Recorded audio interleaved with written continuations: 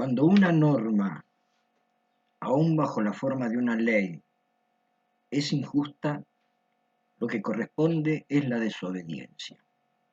Esta expresión le pertenece al Mahatma Gandhi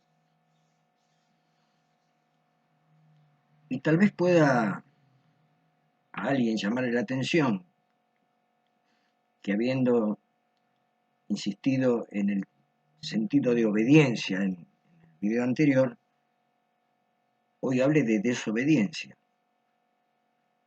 Sin embargo, bajo la apariencia de una contradicción, trataré de demostrar que no es tan así. En principio, cuando yo hablo de la obediencia, no estoy hablando de la obediencia ciega, menos aún de la obediencia debida, la famosa obediencia debida que ha pretendido justificar tantas aberraciones, la obediencia de la subordinación temerosa. No.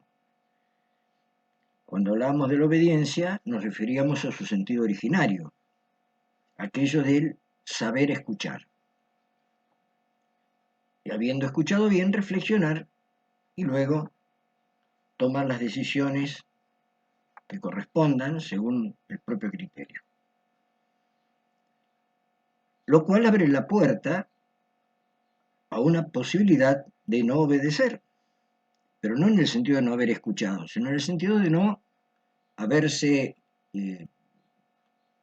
sujeto a aquel mandato que, habiendo sido escuchado con sabiduría, con atención, uno considera que no es justo, que no es correcto. El tema hoy es la desobediencia, como complemento de la obediencia. Insisto, entendida como el haber escuchado con atención y con sabiduría. Deteniéndonos un poquito en la expresión de Gandhi y en Gandhi mismo. Tal vez no sea muy conocido el hecho de que Gandhi se interesó mucho por la cuestión educativa y ha realizado algunas prácticas, algunas experiencias importantes en esta materia. Él organizó junto con sus allegados lo que llamaba la granja Tolstoy. Él tenía una gran admiración por León Tolstoy. Y bueno, en esa granja convivían, en una suerte de comunidad, convivían niños, jóvenes, adultos. Por lo tanto, era necesario, Gandhi comprendió que era necesario encarar el tema de la educación de los jóvenes y de los niños que vivían con él, en esa comunidad. Y ahí es donde él desarrolla algunos criterios muy interesantes, bueno, que no podemos detenernos ni pormenorizar, pero que vale la pena que aquella persona que se interese en el tema los investigue, los estudie, porque hay información acerca de esto.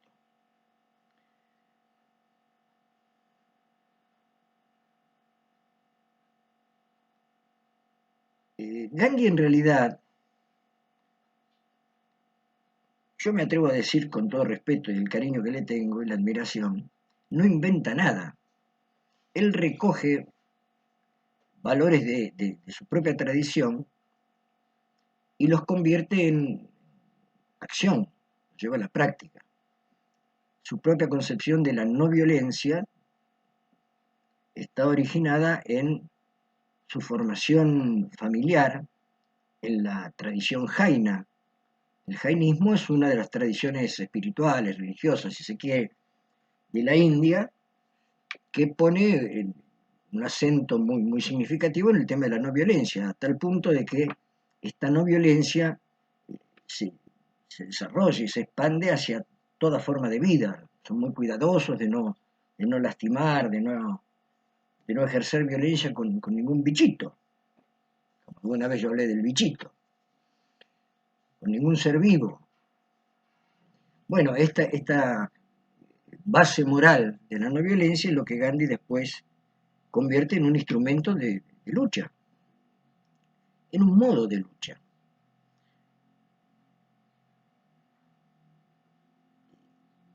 Cuando Gandhi habla de la desobediencia, creo yo, es necesario desarrollar algunos aspectos que contiene su idea de desobediencia. Lo primero que dice es cuando una norma, cuando una ley es injusta, etc. Primera cuestión, la determinación si la norma, que ha sido escuchada con atención, es justa o es injusta. Porque si la norma es justa, si el mandato es justo, lo correcto no es la desobediencia. Por lo tanto, hay una primera cuestión. Si aquello que se nos está queriendo imponer es justo o es injusto. Acá se abre un sinfín de posibilidades que, bueno, no vamos a desarrollar porque habría que buscar ejemplos concretos. Cada uno los buscará. Primera cosa, hay que escuchar bien, reflexionar y ver si aquello que viene como orden es justo o no lo es. Otra cosa que va a puntualizar Gandhi es que la desobediencia debe ser frontal, no solapada, no tramposa, no disimulada. No, al contrario. Debe ser frontal porque en la desobediencia hay una respuesta a aquello que se considera injusto, una orden injusta. Y al ser frontal, uno pone en crisis la orden, la cuestiona, abre el debate, genera la posibilidad de la reflexión de ambas partes, en todo caso de un vínculo, sobre la justicia o no de la orden que se plantea. Segundo aspecto, la frontalidad, la explicitación de la desobediencia. Y otro aspecto esencial es que la desobediencia, para Gandhi, siempre, necesariamente, debe ser planteada en términos de no violencia. Para la tradición hindú se llama ahimsa, no violencia. Es curioso, tal vez no tan curioso, porque esto es un fenómeno que se repite en muchos casos en la historia, que sobre el final de su vida Gandhi tenía una enorme sensación de frustración. Él sentía que había fracasado. ¿Y cómo no iba a sentirlo? Si, habiendo puesto toda su vida detrás de una causa que era la independencia de su país, la India, respecto del Imperio Británico, comprometiendo no la cháchara, sino la vida, el cuerpo, la salud, toda la vida, soportando la cárcel, se encontraba con una India que explotaba en violencia entre los propios ciudadanos, al punto que él ante eso, y con mucho dolor, ha tenido algunos gestos extremos, ¿no? de ayunos, y se había comprometido a no volver a comer si no cesaban los actos de violencia entre ciudadanos, fundamentalmente entre la facción, entre el sector, mejor dicho, hindú y el sector musulmán, que eran pobladores de la India, todos pobladores de la India, conciudadanos. Y como para coronar esta frustración, el episodio final de la vida terrenal de Gandhi ha sido su asesinato, de manos de un ciudadano hindú, además. ¡Pum! Le pegó un tiro. Ya era viejito, no molestaba a nadie, salió a pasear, a caminar un poco, ¿no? En un terreno, y vino uno y lo mató. Sin embargo, él decía que cuando él se sentía frustrado, recordaba que a través de la historia siempre, antes o después, el bien triunfaba sobre el mal. Tratemos de adherir a esta esperanza, ¿no?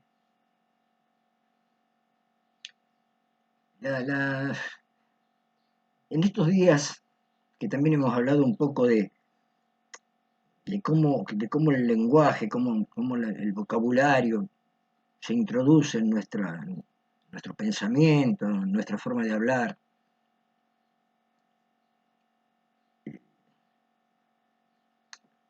Obvio es decir que pertenezco a una generación preinformática. Por lo tanto, soy un semianalfabeto en este tema de la tecnología, de la informática. Bueno, así, gracias a mis amigos jóvenes o parientes, yo me incorporé a una de estas plataformas, digamos, donde se puede escuchar música, spot no sé cuánto, una palabra también extraña, ¿no? Y ahí estaba escuchando música y eh, de repente aparece una publicidad. Una señorita, una señora, niña, hace la promoción de algo para incorporar, digamos, otro nivel de servicio. Bueno, todo lo que dijo lo dijo en un idioma para mí enteramente desconocido. Que el banner, que ¿cómo es? ¿Cómo decía? On demand. Bueno, yo no sé qué está, me di cuenta, en realidad quería que yo pusiera unos mangos ahí porque yo la tengo gratuita, tengo un servicio básico, ¿no? Yo me di cuenta de lo que quería, pero no había una palabra que fuera en castellano, en mi lengua materna, en mi lengua cotidiana. Y así con todo, ¿eh? Ya lo hemos dicho. Hay una expresión que les voy a leer de Gandhi cuando habla de la educación. Hay dos cosas interesantes, ¿no? A ver si. eh, en Benares, en la India, había una universidad, y entonces él dice, en un subtítulo que se llama La lengua materna, dice: espero que esta universidad, se refiere a la Universidad de Benares, cuide que los jóvenes que llegan a ella reciban las enseñanzas en su idioma vernáculo, propio idioma. Y en otro momento dice: a pesar de sus defectos, debo asirme a mi lengua materna como al pecho de mi madre. Solo ésta puede darme la leche vivificante. Es claro, ¿no? Él pone el acento en la importancia de estudiar, aprender, pensar y comunicarse en la lengua propia. No vamos a insistir sobre esto porque ya lo desarrollamos en otro videíto. Pero vamos al tema de la desobediencia, que también lo hemos insinuado, algo hemos dicho en otra ocasión. Vuelvo a decirlo, nuestro sistema educativo argentino fue copiado al modelo estructural del mundo militar. Cuando hice la colimba, en una ocasión, porque, bueno, qué sé yo, las vivencias han sido muy diversas, no felices, para nada. Soy un civil, tengo mentalidad de civil, no soy militar. Pero bueno, pum, me metieron ahí, me dijeron: a partir de ahora usted es un soldado. Bueno, pero bueno, se dio la ocasión de que en una circunstancia yo pude charlar con uno de mis jefes, qué sé yo, de los que me mandaban, no importa la circunstancia. Y le pregunté: ¿por qué esto de tenernos así, a los palos, este, teniendo que obedecer las cosas más ridículas? Una vez este, me cruzo en el cuartel con un militar de carrera, y la verdad que yo me costaba distinguir cuál era la jerarquía de este hombre, qué sé yo, porque no me daba cuenta por las rayitas, por las estrellitas. Y se ve que le dije cualquier cosa, le dije no sé qué, capaz que le dije cabo y era general, no sé. Por lo tanto, este hombre se enojó mucho, me mandó a subir arriba de un árbol, que era finito el árbol, era imposible subir, ¿no? Arriba del árbol carrera bar, bueno. Entonces yo le pregunto a este jefe mío de la compañía: Digo, ¿por qué pasa esto? Y él me da una explicación. Dice, bueno, porque en situación de guerra, de conflicto, uno no puede estar explicando la orden ni discutiendo la orden. Ah, me pareció razonable, es verdad, ¿viste? Hay que disparar, no, ¿por qué tengo que disparar? No. Ahora, cuando este modelo de orden jerarquizada, de obediencia automática, se traslada al terreno de la educación, pierde todo sentido. En la vida militar está lo que se llama cadena de mandos. Entonces, el de arriba le manda al de abajo, el de abajo al de abajo, y el último, ¡pum!, ejecuta. Y en educación también existe el orden jerárquico. Vuelvo a usar la palabra que ya dije, ¿eh? Bajan, brum, las órdenes, bajan las cosas que hay que hacer. Y se hacen. Bueno, acá es cuando viene el tema de la obediencia, guión, desobediencia posible. Analizar la docencia, el magisterio, los profesores, las autoridades profesionales, no las políticas, las profesionales. Porque a veces hay un chiste de Lelutier, una de esas cosas fantásticas de Lelutier que dice, ya no me acuerdo cuál es, pero dice, un gobierno dictatorial puso un general tal en tal ministerio, al general fulano en tal otro, ¿no? Y al cabo Mengano en el Ministerio de Educación. ¿Se entiende? No siempre la autoridad política es un profesional de la materia, ¿no? O las autoridades. Pero es de esperar que en la función docente, si algo no debe faltar, es la reflexión, es el pensamiento. No puede haber ninguna tarea educativa que no esté fundada en criterios racionales, inteligentes, donde haya previamente a una acción una reflexión e incluso un debate entre quienes correspondan. Y no siempre pasa eso. Y ahí se verá si habiendo obedecido en el sentido de habiendo escuchado bien, con atención, sabiendo escuchar, con sabiduría, aquello que viene mandado, si corresponde la obediencia en el otro sentido o la desobediencia en el sentido de Gandhi.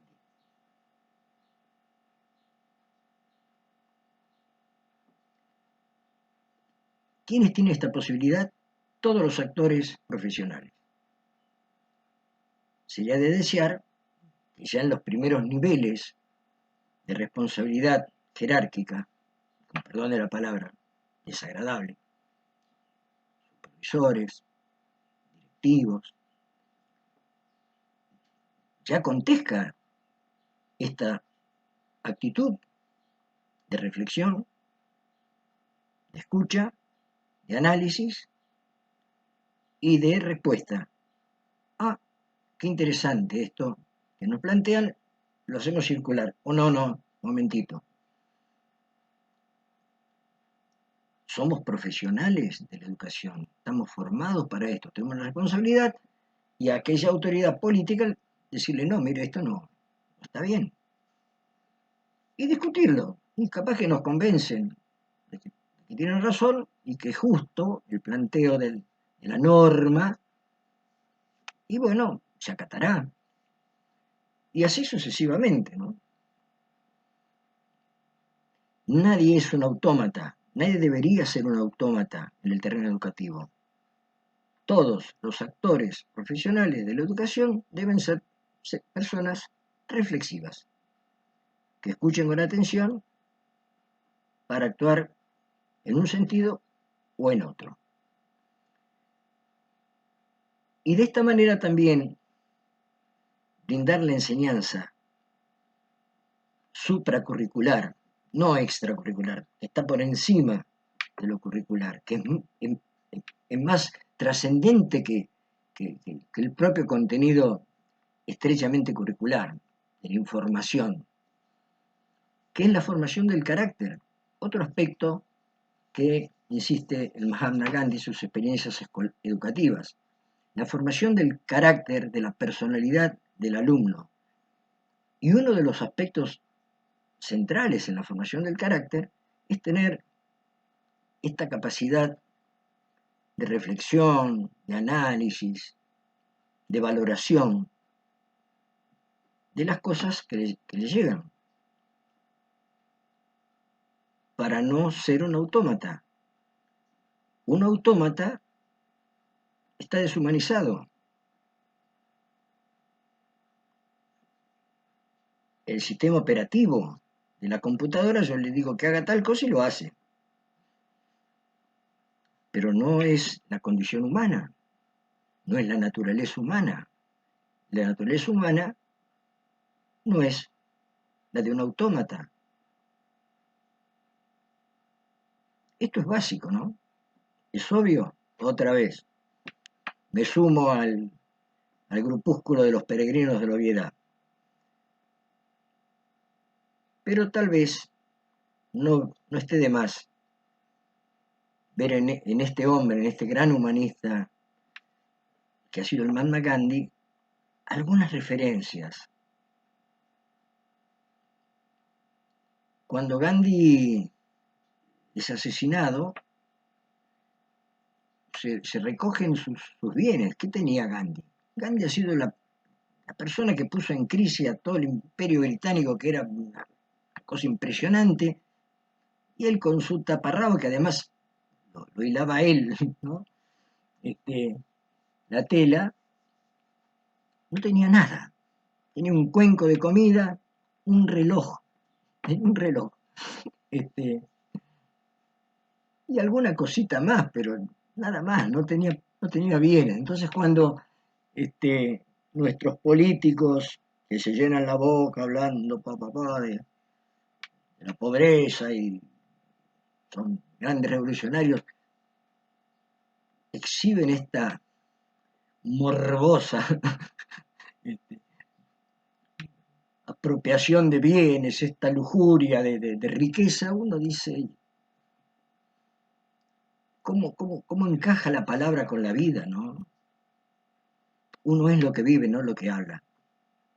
Bueno, Gandhi es un gran ejemplo de esto, ¿no? Yo lo miro con tanto cariño, ¿no? Tanto tiene para enseñarnos con su vida. Tiene una autobiografía. Él escribe la autobiografía a pedido de sus allegados, estando preso. Como estaba preso, dos porteros lo metían preso y estuvo mucho tiempo preso, bueno, se puso a escribir, pero su autobiografía no es autorreferencial, curiosamente, sino es conceptual, ¿no? Y la titula Mis experiencias con la verdad. Mis experiencias con la verdad. Otra traducción del título es Mis experimentos con la verdad. Las dos son interesantes, ¿no? Es lo mismo, pero dicen cosas, ¿no? Bueno, a quien le interese este, compenetrarse de la enseñanza, esta enseñanza transcurricular que nos dejó Gandhi, hay mucho material para, para acudir a ese material y conocer la herencia que nos ha dejado este gran maestro sin título de maestro. Un abrazo. Chau.